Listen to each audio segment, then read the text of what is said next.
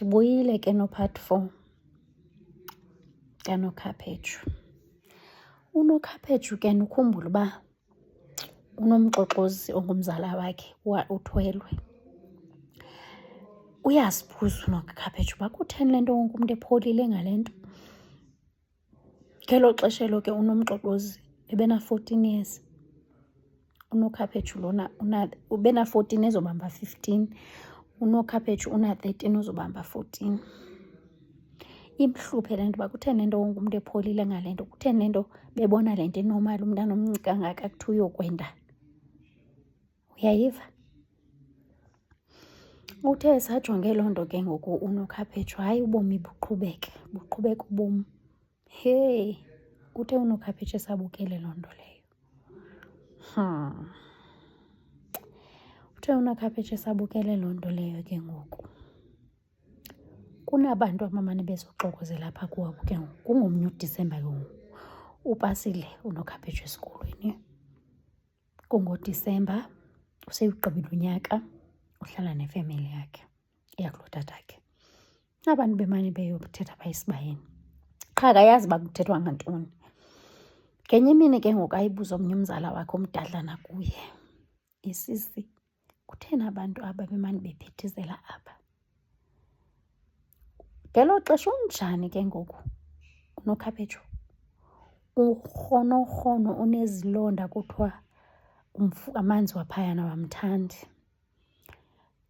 Ubolile zizilonda umzimba wonke lo. Ezinye ziyaphola zimshiya amabala, uyabhidlika nje umzimba lo. Ukanantsika abe nazo kuthiwa ziimbilaphu, aqhane umntaka bangakwazi nothini. Ambuze ke ngoku, kuthetha athi abuze usisi wakhe, sisi kutheni abantu athi mntanam le nto ndizokuxelela yona ngoku uyazi uba ingaze ibe noqhawulo efemelini. Ungaze uyithi nakubani na. Abantu aba bazoxoxa ngawe, bazocela wena. Athi uNokhaphetshu, njani kaloku mna ndingona ndigqiba ubamba 14. Seyibambile ke ngoku 14. Ngona ndigqiba ubamba nje 14 bazondicela uba ndithini mna ndimncinci kangaka. Athi uNokhaphetshu, utata ke ngoku uyayimamela yonke le ntsambatheka. Athi eyi mntanam, nam andiyazi, sisdade wethu, nam andiyazi kakuhle le nto, kodwa yinto endiyaziyo leyo. Hayi, uNokhaphetshu ngelo xesha umomkhulu wakhe notatakhe baye esingcwabeni. Ibinguye phofu uba ayinele ekuseni ngaphambi uba ave le nto. Uthe utatakhe efika nje wabemhlangabeza, athi tata ndiva kuthiwa kunento enje, yinyani na? Sangaphendula uyise. Bathini ke? Bathi silence means consent. Unentshisekelo ke ngoku uNokhaphetshu. Le ntshisekelo yakhe ufuna ugoduka, ufuna uya kulonina. Kulonina kukhona kwalapha qha kukude. Xa izohamba ngeenyawo mhlawumbi ingamthatha 2 hours. uNokhaphetshu ke ngoku wathatha ingxowa wamane esithi uyochola amalongwe. Kanti uhambile nyhani wayochola amalongwe, ugqiba kwakhe wawabuyisa, wathatha ingxowa, wafaka iimpahla zakhe, azacwala ke. Ngoku ke ngoku umntu okhoyo apha eyadini uyambuza uba hayi bo kutheni urhuqa le ngxowa.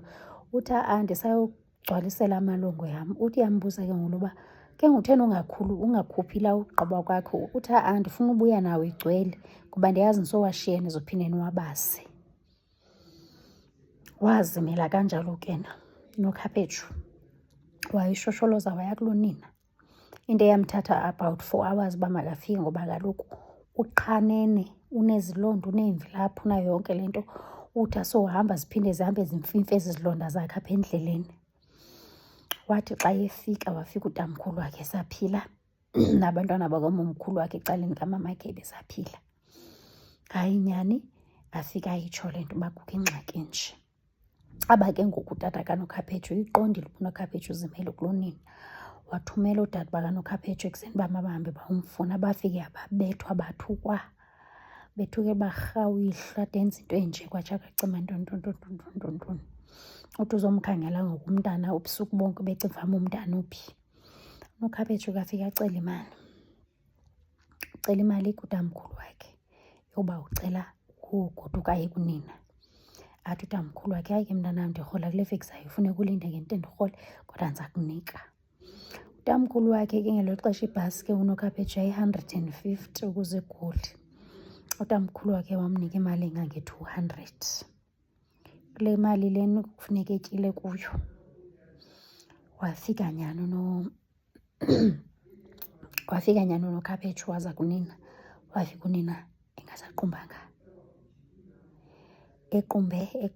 equmbelele uba wade wandilahla mntanam, uyazi uba ndisandoswelekelwa yindoda, uyazi uba ndisebenza kanzima, bendizokudinga uba uzokwazi undincedisa ngabantwana apha endlini. Ufika isimo kowabo uNokhaphetshu sibi isimo kowabo. Unina uduzama ukuthengisa iparafini. Wabesithi umama, kandizuxhamazela ke mna ke ngoba izikolo besezivuliwe. Andizuxhamazela ke mna ke ndibe ndiyokufunela izikolo, andithi wena ubuzikhethela uba ufuna uyohlala kuloo yihlo. uNokhaphetshu ke funeka aphinde awine itrust kanina. Imane ehamba ke yena funeka awokhamba ayothenga iparafini kude. Uyawokha ke uNokhaphetshu esikolweni into engangeyure, aphinde futhi aphinde abuye ngeenyawo into engangeyure. Kunzima kowabo, funeka athi xa ebuyile yena noobhuti bakhe funeka bahambe bayocholachola izihlangu bazokwazi uzifaka kwezi zitovu ezi zamalahle bakwazi upheka. Phofu ngelo xesha uNokhaphetshu uhambe engatyanga ekuseni, uhambe engakheranga, uzophinda afike angatyi kuba akho kutya. Funeka aqale ahambe bayochola ezaa zihlangu kungona bazotya. Okanye ngamanye amaxesha funeka ahambe bayokha imifino ukuze batye. Utatakhe ngelo xesha elo uritrentshiwe emsebenzini, unemali. Utata ozala uNokhaphetshu unemali, uyandiva? Uyandiva uba ndithini kuwe? Wathi ke ngoku uNokhaphetshu eswelekelwe ngunina, after 2 years waswelekelwa ngunina.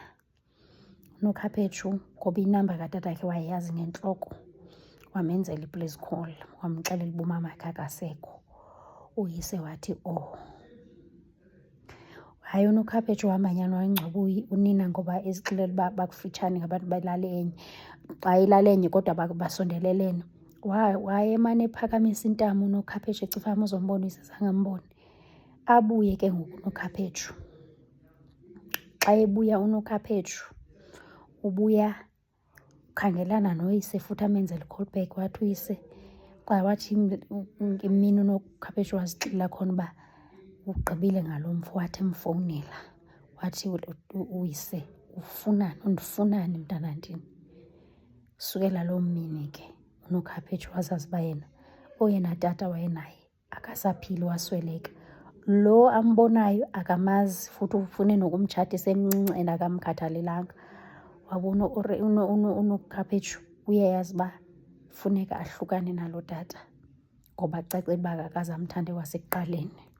Yaphela kanjalo indaba kaNokhaphetshu noyise.